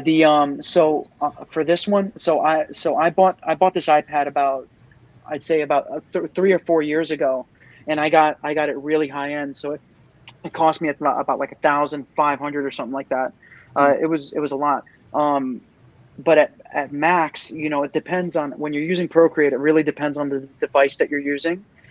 So they calculate how many layers that the iPad can handle, with the DPI that the program can handle with your device. And with this one, I was able to push the detail or the DPI up to 400 at 11 by 17 inches.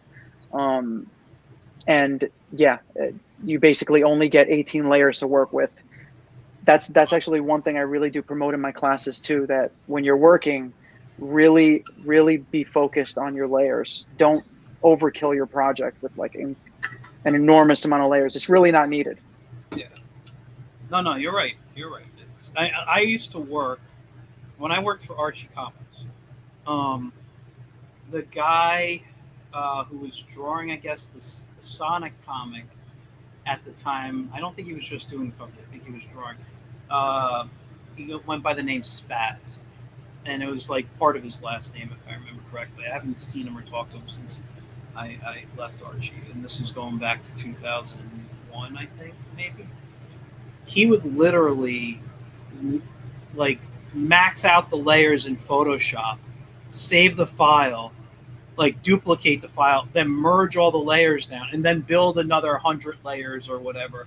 And that's how he was doing the Sonic book back then. It was insane to watch this guy work.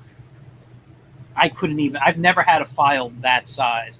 I think the most I've ever worked with was like maybe 20, 25 maybe in Photoshop. And that's doing background art, you know. But yeah, it's insane. Wow, man. You know what?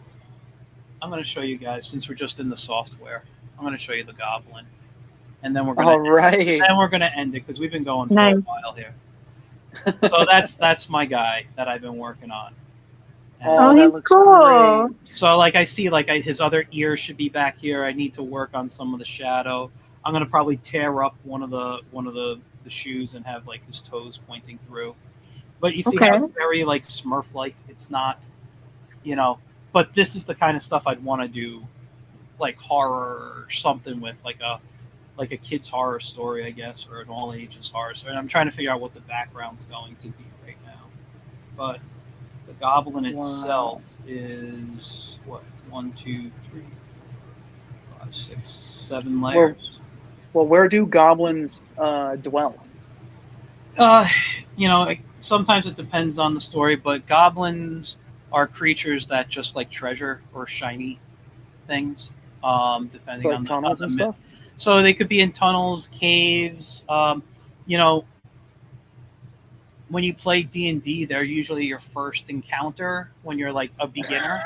And now listen, for you D&D guys, and I just actually played a game with my nephew. He's 9 years old. He was over the other day, and I made a one-shot for him, like on the spot, just made up a game. And he played a knight who had to defeat some goblins. That was his,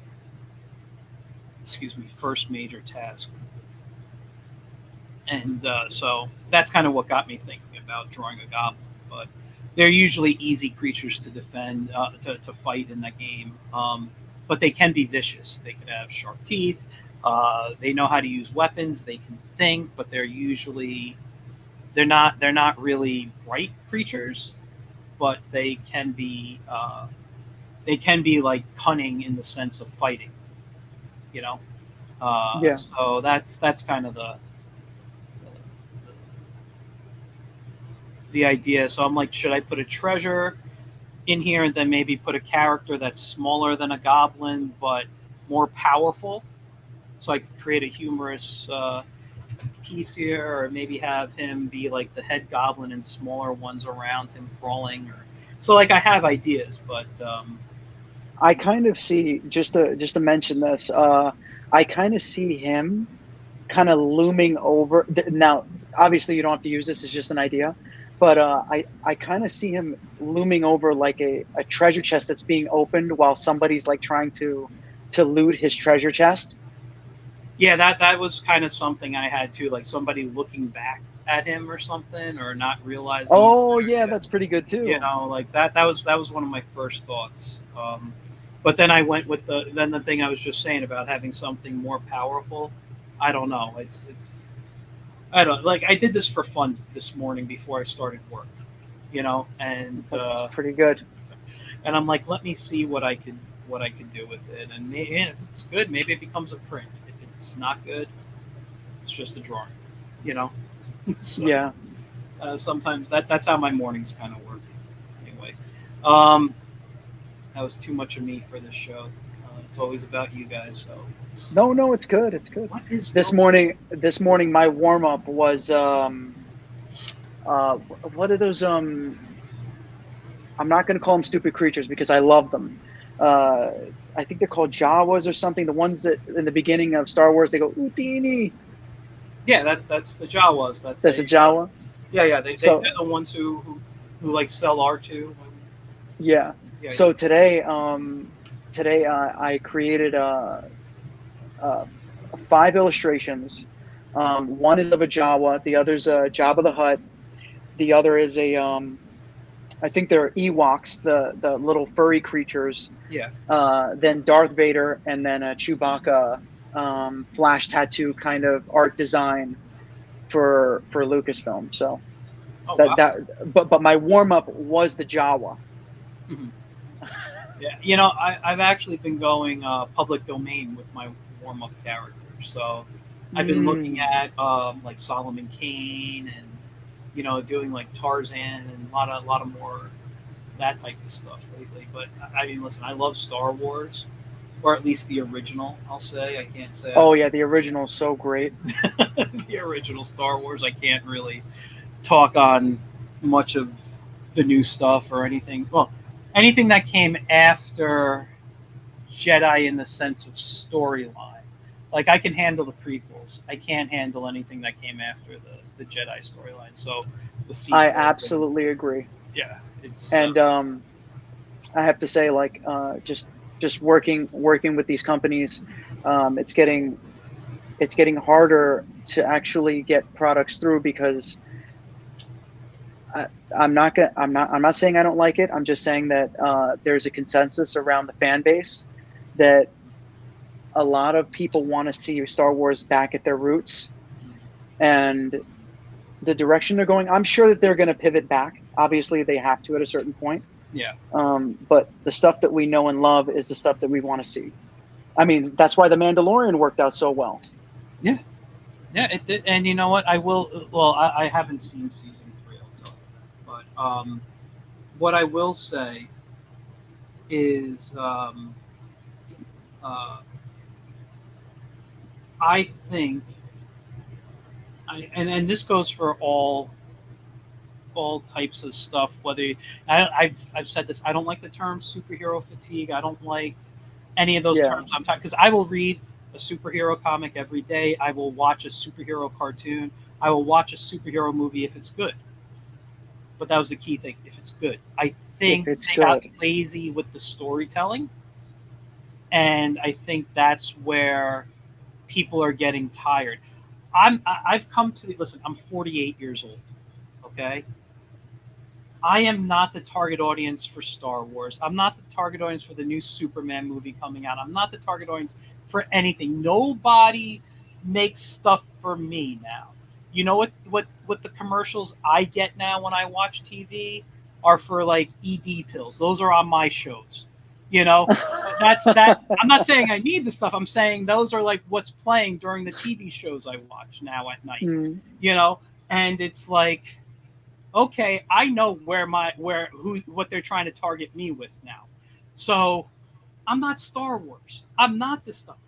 Do I like it? Will I check it out? Absolutely. Is it, if it's bad, am I going to complain anymore? No. You know why? Because I got my stuff behind me in comic boxes. I got my books here. I got my DVDs. I got my streaming services. I will watch and read the versions I enjoy. And if the new stuff comes out and is good, I will praise it, I will promote it, and I will say, this is good.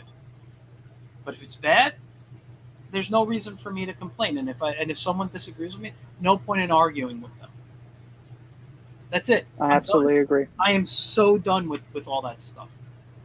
You know, I'm just like, I want to enjoy, and whatever part of the entertainment world I can. But if I'm not your audience, I shouldn't be.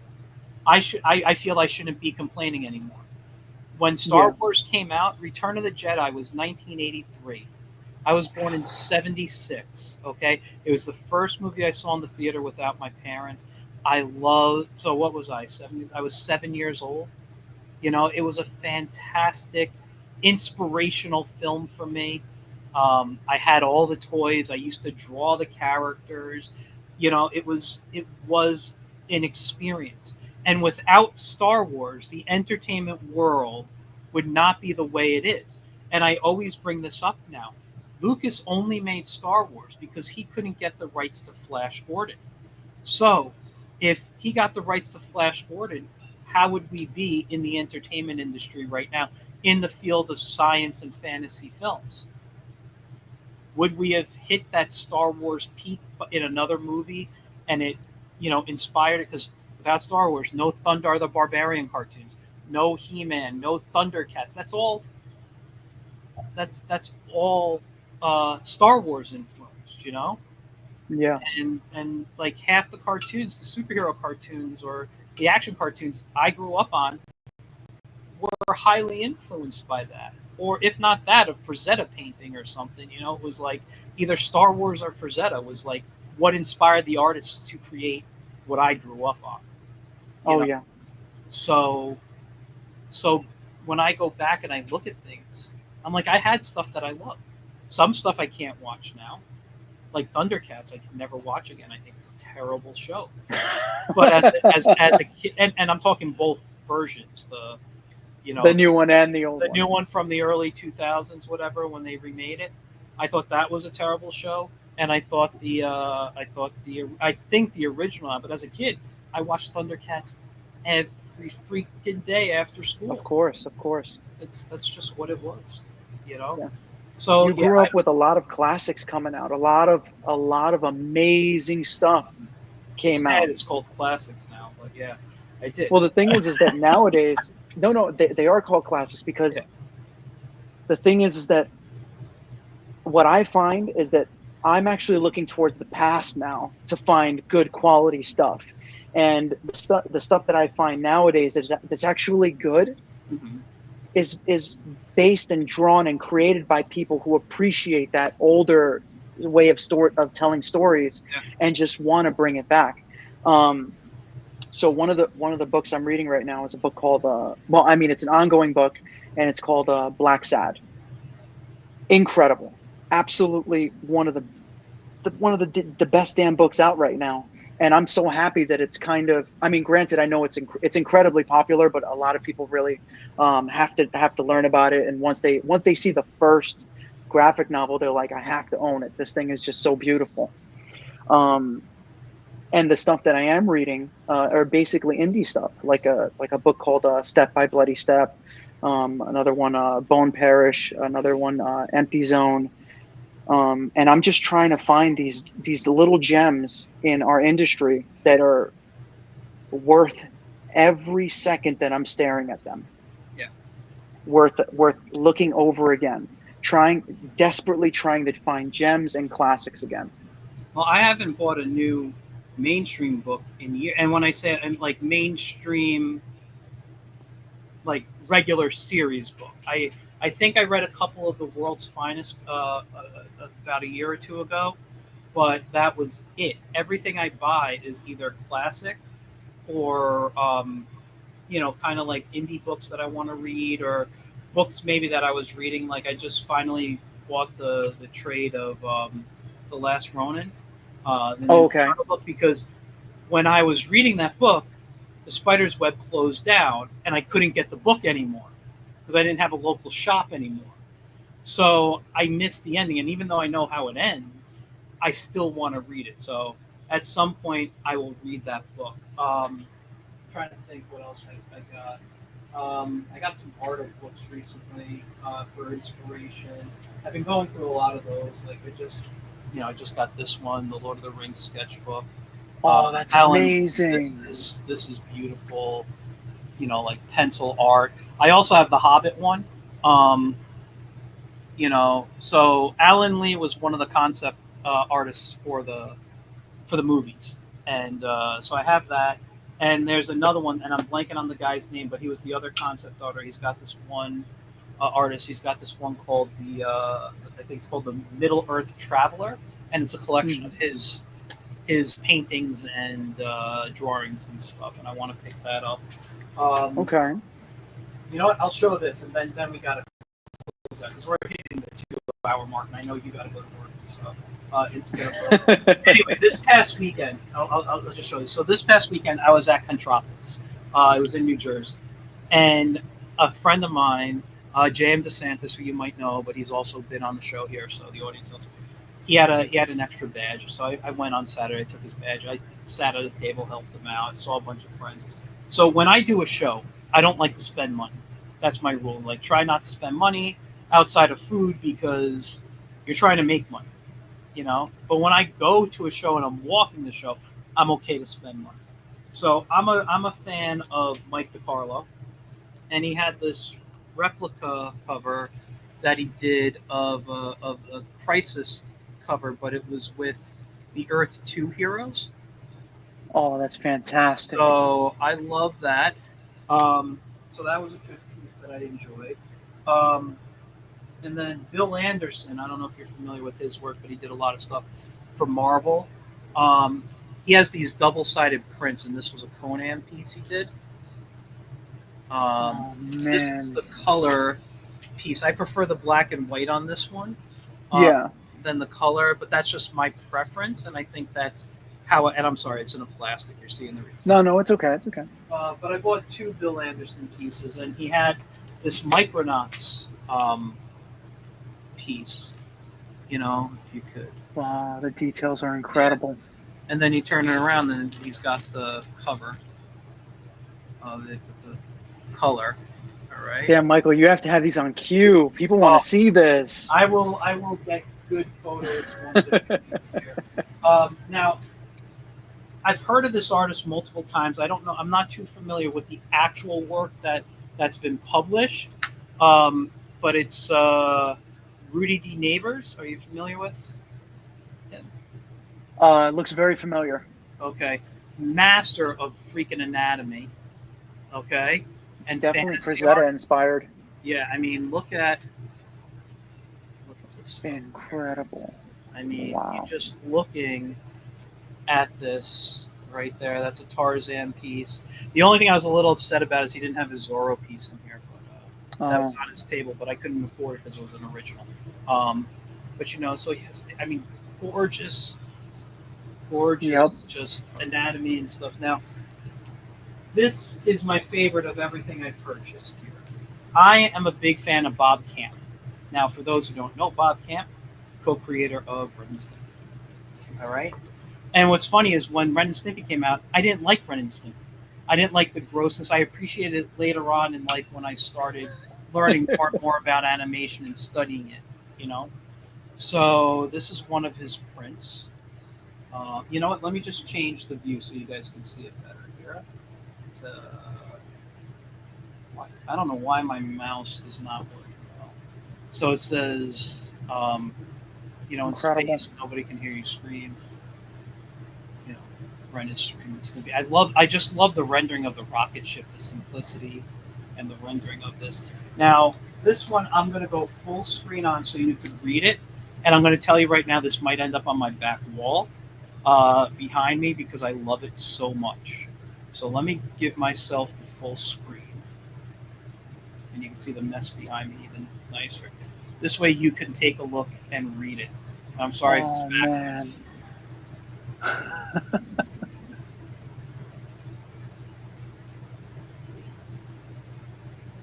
To Michael. There we go. Oh, that wasn't the part I was saying. Read What a that. relief.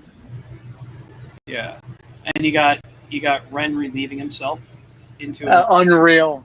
and you Unreal. got Stimpy relieving himself into a crater. And if you know your sci-fi, the That's Star Trek, right? no, that's 2001: Space Odyssey suits. Oh no way. Yeah, and if you look really closely, look what Stimpy's reading. Can you see that or? Analog. Yeah. So, Where's the obelisk? Is it in there? no, it doesn't look like it. I thought I saw it in the background. It's the crash. It's part of the crash ship. Oh, okay, gotcha. Yeah. So, it'd be great if my mouse worked. I might need new batteries in this thing. I don't know. Anyway, That one's cool. that is like.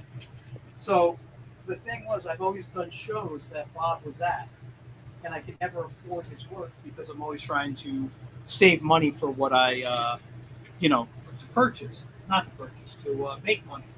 So I didn't buy those. I never bought his prints before, so I finally got to buy some Bob Camp work, and freaking super happy for that. Yeah, you got to put that one up. That's great. Yeah. So anyway, we've definitely hit the 2-hour mark now. Okay. Let me let you guys go. It was honestly a pleasure chatting with you both. I'm sorry I kept you so long. I know you both. No, it's good. Early mornings, or at least David does. Listen, I still got to get up to see your studio. Love to come up and see that soon. We'll have to make. Actually, I want to mention something before we go. Yeah. So in September, I'm actually going to have a live model night here in the building. Okay. So at the Lofts, we have a community room, and it's a big ass room. So I'm going to be hiring a model, hiring a live musician. So we're going to be drawing to a musician actually playing in the background, and going to have wine and all that kind of stuff, little snacks here and there. But that's going to be happening at the end of September. It's basically my effort to start to but gather the community of Peekskill, and not just Peekskill, but anybody outside of Peekskill who wants to come and want to be a part of this. They're totally welcome. So there's a guy that I'm collaborating with. His name is Peter Leeds. He's an amazing artist. Leeds, Leeds, and he's basically going to be showing me the ropes on this drink and draw type of thing, and we're going to be doing it together. It's going to be really, really great, and I hope that you can make it. Yeah, let me know the date as long as I'm free. If it's a weekend, always better for me. If it's a weekday, I work till 7 p.m. That's the hard part for me to. Okay. My day job is on Pacific time, so I work 10 a.m. to 7 p.m. Okay. And Eli, you can unmute yourself just so you know. I see you talking. So. Okay, I wasn't sure if the feedback was still. Don't worry. Just feel free to come in and chat when you need to talk if you have something to say. Okay. But yeah, no. So I work 10 to 7 p.m. So I'm usually. It's funny too because my wife's on Eastern time, and my cat is on whenever time he's on. So I can go to sleep 1 a.m. and he'll wake me up at 3 o'clock to feed him. and and then my wife's up at like 6:37 to get ready for work for herself, but I'm trying to sleep because I was up till 1 or 2 because my body's on Pacific time, but then I'm up. So what do I do? That's when I have my first morning cup of coffee and I come into the studio and start sketching and stuff, So anyway, guys, let me let you go. I'm going to drop you guys backstage. If you want to just hang out for 1 minute. Before I let you go, though, is there anything you guys want to, last words, promote anything, shout out social media, to follow you, whatever? Eli, you go first. Want me to go first? Yeah. Okay. I'm like used to the mute button now. I mean, if you do want to see my work is on Instagram mainly. It's at Glash Monster on Instagram. And yeah, that's pretty much it for me, I guess. I'm just working on my stuff. So yeah, stay tuned for the more work. Stay tuned for the more work. Yep, that's it. That's the artist life. The art life is work, but it's good work. So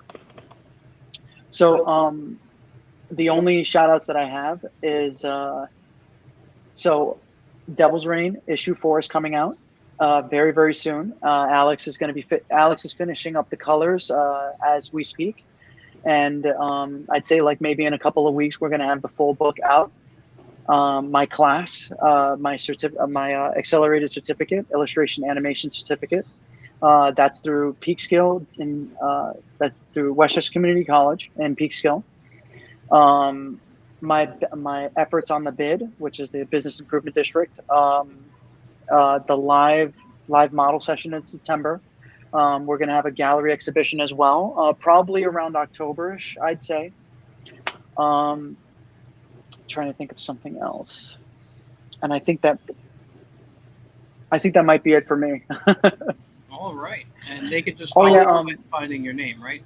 Yes, and please feel free to, if you want, follow me on Instagram. That's mainly where I post my stuff. I mainly post on the stories nowadays, but a lot of people just message me, talk to me through messages through Instagram. It's probably the best way to reach me. Yeah, I think that's it. That's me. Awesome. Thank you guys very much. I'm going to drop you backstage, just hang out for a moment. It was, again, pleasure chatting with you guys. And I will talk to you in a moment. All right. All right, guys. So that was actually, well, it's always a fun show. But for the time flew. I didn't realize we were going to hit 2 hours. I definitely will have to have them back. Always fun chatting with them. Great people, great artists. Make sure you follow them both. You can type in David's name on Instagram, David Abrevaya, and Eli's at Glash Monster. And for me, don't forget, at the Whimsical Wiz, at the Wiz Comic every Wednesday. You can get this on Amazon. And the new Zorro Swordplay and Romance. No, Swordplay and Romance, that's the title. Right there. On Amazon and Bold Venture Press. You can get it either place. And I will be having more guests from this book over the next month or so. So you're going to get to hear from some really talented writers and some really amazing artists. And I'll figure those out and announce them when it comes. So until next week, I'll see you all later. Thanks. Bye.